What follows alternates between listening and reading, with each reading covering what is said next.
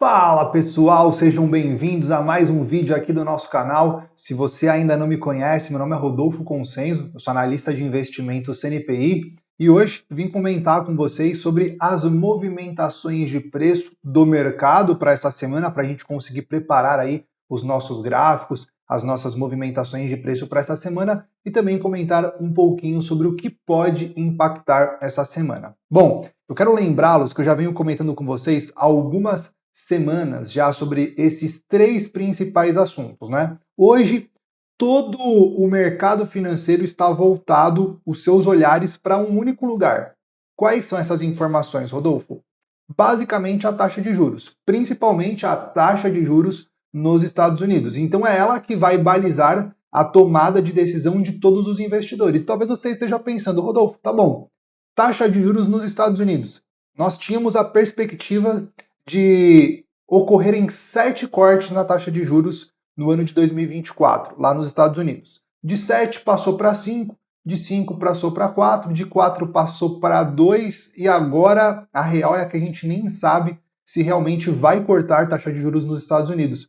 E outra coisa, Rodolfo, as bolsas americanas não param de ganhar máximas históricas. O que está acontecendo? Galera, o que está acontecendo são as empresas de tecnologia, tá? As empresas de tecnologia continuam puxando essas fortes movimentações de alta para os mercados globais. Não tem muito o que fazer. Parece que elas ficam revezando. Cada dia uma que está puxando, né? Primeiro puxa a Nvidia, aí na segunda-feira puxa a Nvidia, na terça-feira puxa a Tesla, na quarta puxa a Apple. Então tem sempre alguma empresa atrelada ao setor ali de tecnologia que está sustentando principalmente os preços dos índices dos Estados Unidos. Isso acaba, em contrapartida, afetando os outros países também. Todas as vezes que nós falarmos de tecnologia, sempre pensa no S&P, na Nasdaq e também no Japão. Para quem não sabe, o Japão ele é pioneiro nessa área de bolsas de tecnologia. Aí depois nós tivemos todo o mercado norte-americano.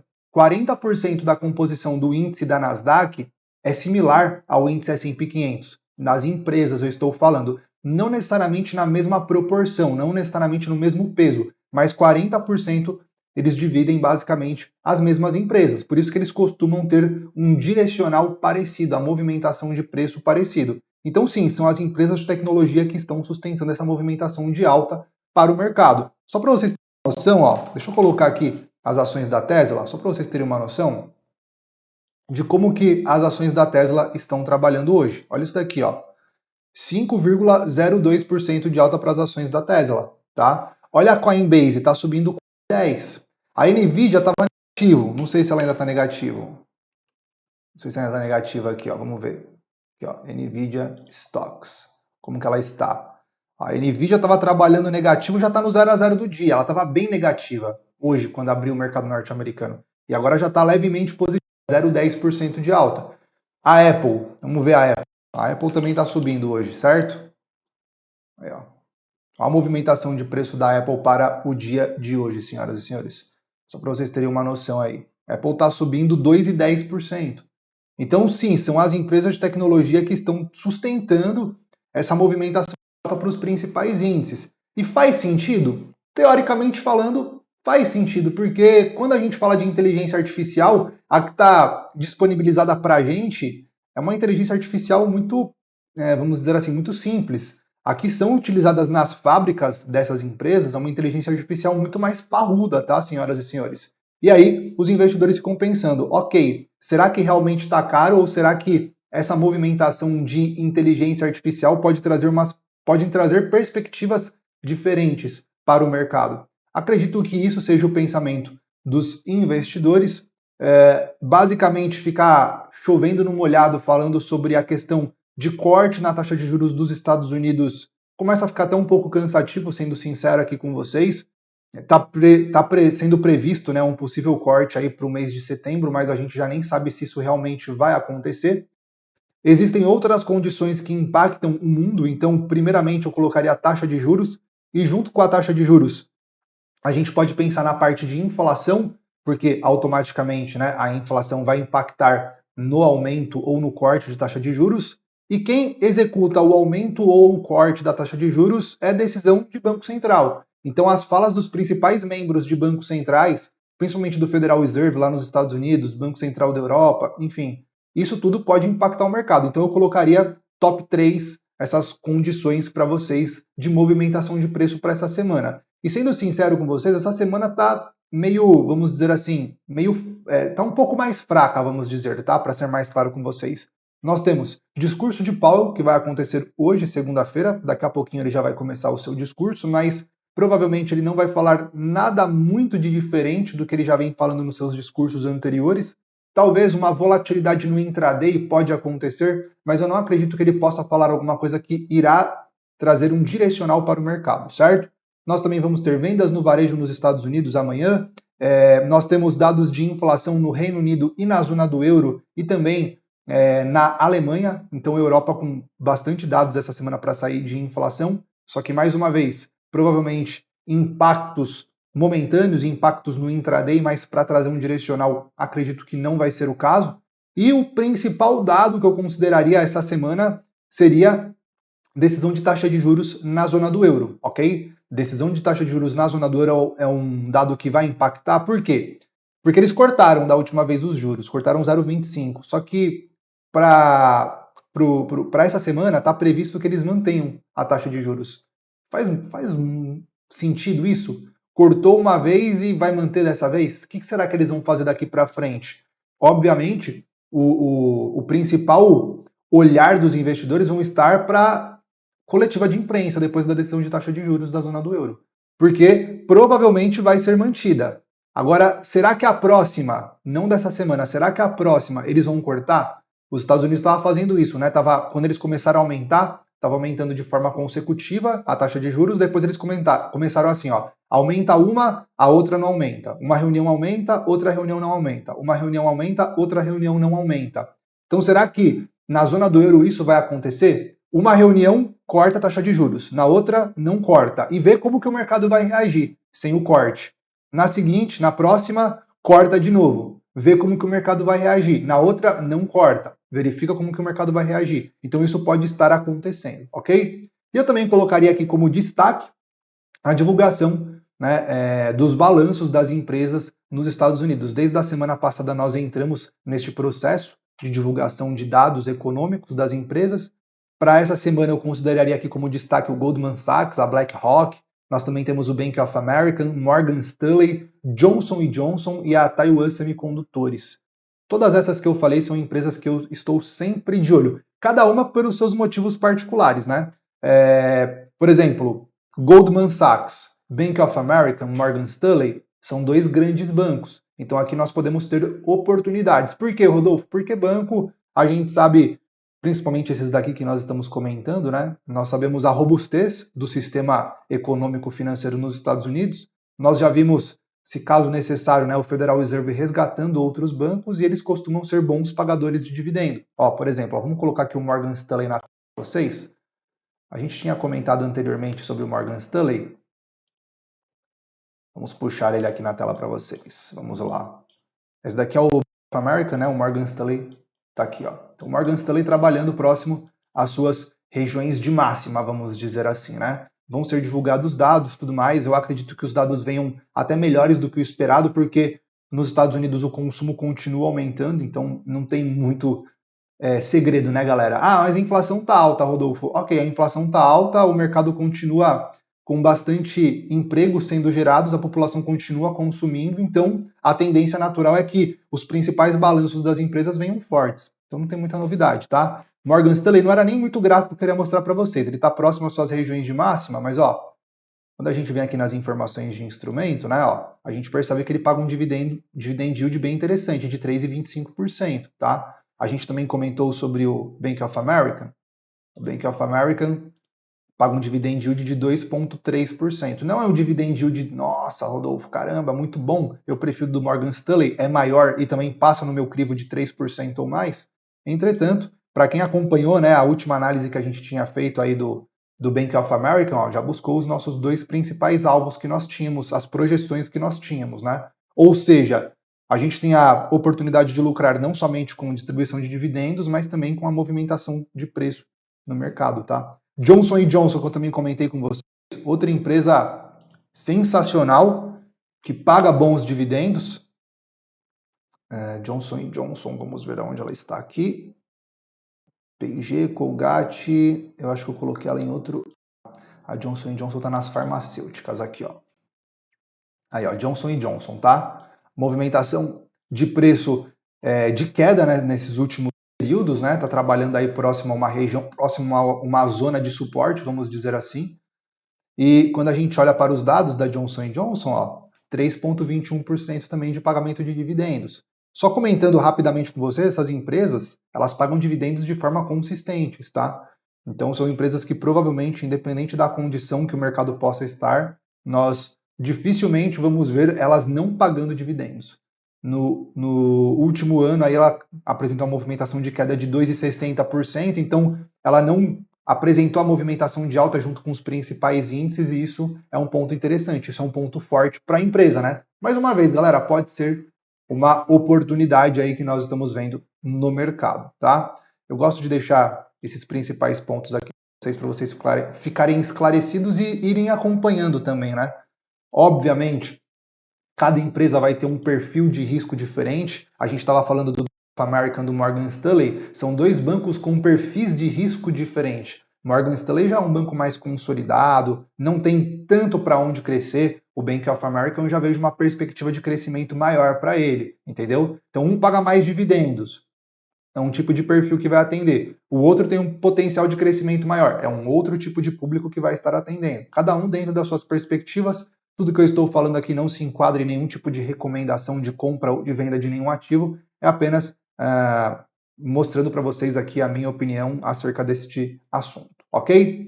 Bom, vamos lá então, vou mostrar para vocês aqui os principais índices que nós temos no mercado, começando pelo mercado norte-americano. No dia de hoje, nós estamos mais uma vez com o mercadinho aí do Dow Jones, rompendo as suas máximas históricas.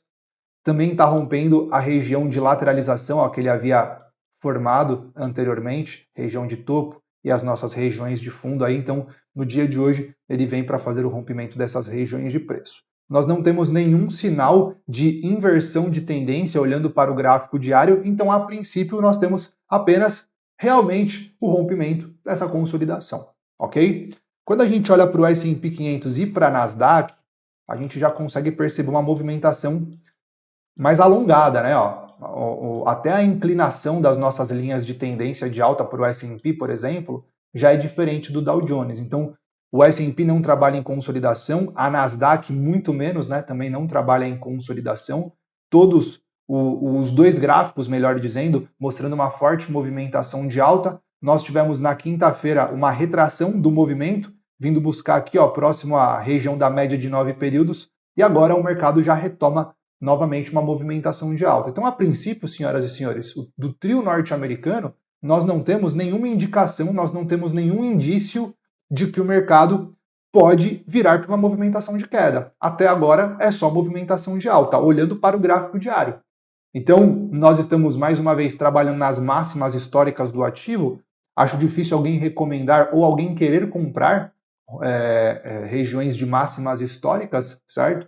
Mas é a movimentação em que o mercado está apresentando agora. Para o mercado começar a perder força, ele teria que fazer algum tipo de quebra de estrutura, por exemplo, a Nasdaq, né? Vim para fazer o rompimento aqui dos 20.230, aí assim a gente pode começar a ver uma movimentação de correção para o ativo. Mas por enquanto, galera, não temos nenhum indício, nenhuma indicação de que o mercado vai virar. É só movimentação de alta.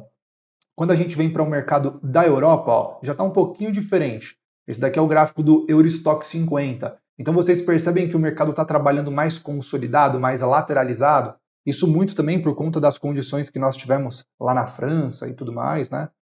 Das eleições, antecipação, piriri pororó, enfim. É a movimentação de preço que está acabando afetando o mercado da Europa como um todo. E se vocês observarem, a maioria dos principais índices da Europa vão estar nessa formação. Mais uma vez, vocês estão vendo aí o gráfico do Eurostock 50. Obviamente, né, para o ativo começar a ganhar força, deixa eu fazer uma marcação aqui para vocês, para ficar mais fácil de vocês entenderem. Para o ativo começar a ganhar força na alta, ele precisa romper essa região de topo. Enquanto ele não romper, ele vai ficar trabalhando. Os especuladores, né, gostam de abrir posições shorts nessa região de topo, abrir posições long nessa região de fundo, certo? E o mercado fica trabalhando, nós chamamos assim aqui no Brasil, o mercado fica trabalhando confortável nessas regiões de preço. Então, para ele ganhar força, ele precisa romper ou região de resistência ou região de suporte. Senão, ele vai continuar trabalhando aí nessa lateralização ampla que nós chamamos, tá? Vocês podem observar uma condição bem parecida para o mercado da DAX, ó, gráfico diário também do mercado da DAX, movimentação bem similar. Mercado do Reino Unido, bastante lateral. Mercado da França, também bastante lateral. Então, como eu disse para vocês, essa movimentação lateralizada, ela acaba se aplicando para todo o mercado europeu em geral, tá? Para os principais índices da Europa. No mercado asiático, lembra que eu falei para vocês que a Bolsa do Japão ela é pioneira na área de tecnologia? Olha aqui, ó. O Japão já tinha feito o rompimento das suas máximas, né, históricas na semana passada. Antecipando, inclusive, essa movimentação, essa possível movimentação de alta aí da Nasdaq, do S&P 500, né?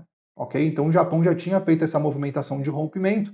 Algo que eu acho interessante nós ficarmos atentos para o mercado do Japão, ó, região de topo anterior, que estava com dificuldade de romper, foi rompido. Pela bipolaridade de suporte e resistência, na volta, essa região de topo anterior, ela pode virar fundo, pode virar suporte, ok? Então eu ficaria atento para essa região de preço dos 40.817, é uma região de possível interesse para a defesa de compradores, certo?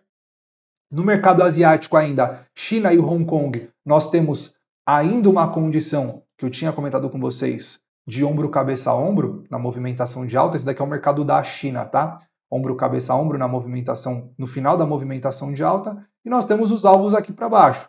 Enquanto o mercado não vir para fazer quebras de estrutura, ó, essa região, por exemplo, na China, do 6.601, é a região de topo mais importante que nós temos dessa movimentação de queda.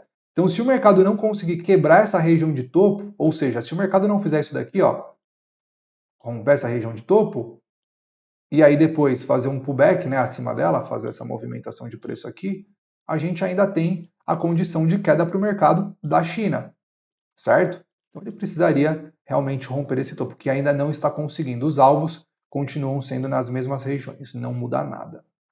Mercado de Hong Kong é o HK, a mesma condição, movimentação de ombro, cabeça a ombro, beleza? Começou a fazer a movimentação de queda, nós temos as nossas projeções. Enquanto ele não romper a região dos 18.584, não teria a nossa quebra de estrutura, então ainda é movimentação de possível queda para o mercado, ok? Bom, senhoras e senhores, dos principais índices, é isso que nós temos. Vou comentar com vocês também rapidamente sobre o dólar, mostrando aqui para vocês a movimentação de preço do dólar. Esse daqui é o gráfico do índice do diário, tá? O dólar, ele está muito travado, muito enrolado nessa região de preço. Esse fundo aqui, ó, próximo ao 103.790, ok? E essa região de topo do 105.350. Eu imaginei que quando o mercado ganhasse essa região de preço, firmasse acima, apresentasse fechamentos acima dessa região de preço, que o mercado iria acelerar, iria vir buscar essas regiões de topo anterior. Mas não aconteceu. O mercado voltou a ser batido. Veio buscar a média de 200 períodos do gráfico diário, fez o rompimento da média dos 200 períodos e agora está trabalhando nos fundos anteriores, senhoras e senhores. Então aqui, é como eu costumo dizer para vocês, é a região decisiva para o dólar.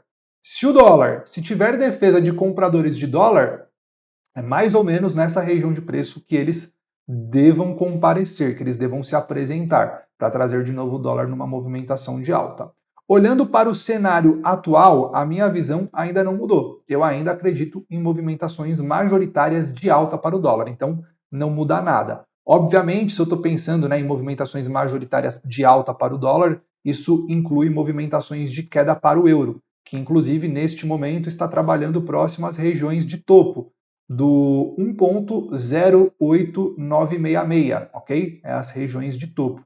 Se a gente colocar o gráfico do euro ainda um pouco mais longo, no gráfico semanal, a gente percebe que depois dessa movimentação que ele fez de retomada lá na época onde o euro estava perdendo para o dólar, né? 1 euro era menos do que $1, a gente teve a retomada aqui do euro, na movimentação forte de alta, e ele fez como se fosse uma triangulação, né? A triangulação, ela é uma movimentação de lateralização, ok, senhoras e senhores? Então, teoricamente falando, Para o euro ganhar força, estamos no gráfico semanal, ele precisaria romper uma das pontas dessa triangulação. Geralmente, o triângulo testa por 3 vezes cada ponta, a linha de tendência de baixa e a linha de tendência de alta. Testou uma, duas, falta o terceiro teste.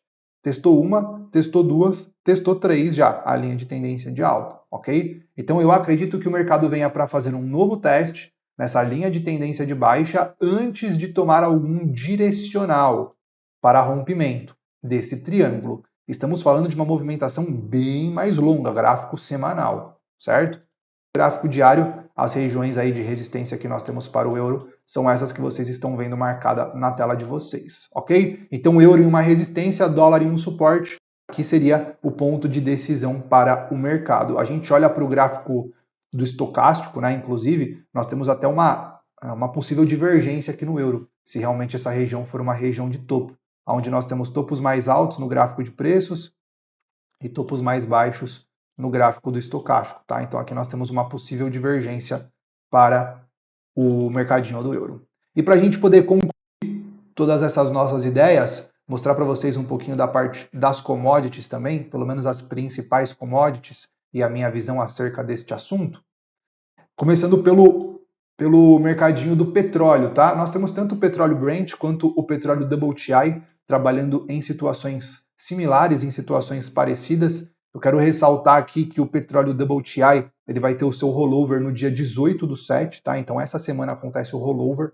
do petróleo WTI. Se você estiver posicionado, tá? Não se esqueça que vai ter essa condição do rollover. Enfim, Jeremy Powell não. Nós estamos ali com o Joe Biden comentando sobre a abertura das reservas de petróleo nos Estados Unidos, certo? Isso, teoricamente falando, tende a trazer movimentações de queda para o petróleo. Quando a gente olha para o WTI, graficamente falando, ele veio para fazer o teste dessa linha de tendência de alta ó, que foi rompida. Na volta, ela tende a virar uma resistência, pela bipolaridade suporte-resistência, junto com uma região de topo anterior também, né? Então funcionou bem aí essa condição de resistência. Além disso, nós tínhamos uma condição de divergência no mercado, topos mais altos no gráfico de preços, tá? E no gráfico do estocástico nós tínhamos topos mais baixos. Então aqui havia uma divergência. Foi comentado ali com o pessoal na nossa aula ao vivo e o mercado realmente fez uma movimentação de queda, mas por enquanto não foi uma movimentação de queda profunda. Ele fez um repique e agora parece que quer continuar a movimentação de queda. Então, a queda do petróleo vai se confirmar a partir do momento que ele vir para fazer o rompimento aí dos fundos anteriores, próximo aos 80 dólares e 40 centavos aproximadamente, tá bom? Aí pode ser que ele ganhe força na movimentação de queda. E o petróleo Brent, ó, algo bem parecido, ele também deixou a divergência que eu comentei com vocês.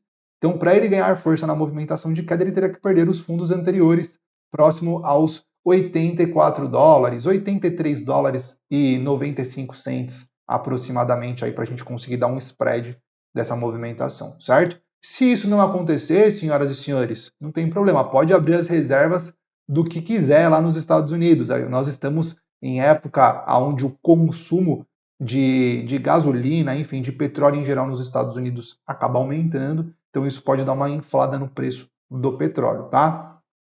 E falando um pouquinho sobre o ouro para vocês, está no gráfico diário também do ouro, já tinha comentado sobre essas movimentações de topo e as movimentações de fundo. O ouro está vindo para fazer o teste das suas regiões de máxima histórica, está trabalhando na resistência, galera. Olha, historicamente falando, toda vez que o ouro chega nessa região de preço, nós podemos ver uma movimentação um pouco mais profunda de queda, buscando as regiões de suporte, ok? Ele está nessa região. Ah, Rodolfo, então dá para vender o ouro que o mercado vai cair? Não é uma recomendação. Nós estamos fazendo uma leitura do mercado. Ele está vindo para fazer o teste da região de máximas históricas, certo? Para o ouro ganhar força na movimentação de alta, mais uma vez, ó, uma condição onde ele faz o rompimento da região de resistência e um pullback acima dessa resistência, fica mais favorável. Caso contrário, pode entrar defesa vendedora nessa região de preço do ouro e trazer novamente ele para essa consolidação, para esse caixote, para essa lateralização ampla, ok? Então o ouro também está em uma região muito decisiva. O dólar está numa região muito decisiva, o euro, obviamente, né, por estar junto com o dólar, está em uma região decisiva, o ouro, que também é cotado em dólar, está em uma região decisiva. Então, os ativos que estão atrelados ao dólar estão em regiões importantes para a gente ficar de olho, para a gente analisar o que vai acontecer daqui para frente, certo?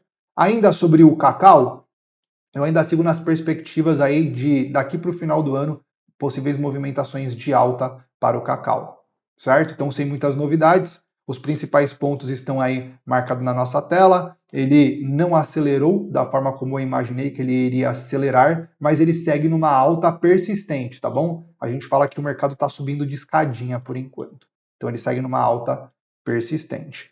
Todas aquelas informações que comentei com vocês acerca do calendário econômico, ó, vocês podem consultar aqui nessa aba de calendário, tá? Da própria plataforma da XStation. Então, o que vai sair no dia de hoje, tá? A gente consegue até analisar o que vai sair nessa semana toda. Vocês podem estar analisando e mostrando aí para vocês. Ok, senhoras e senhores? Olha, quero dizer que foi uma honra, quero dizer que foi um prazer estar com vocês neste momento. Desejo bons negócios a todos, boa semana a todos. Um forte abraço, nos vemos no próximo vídeo.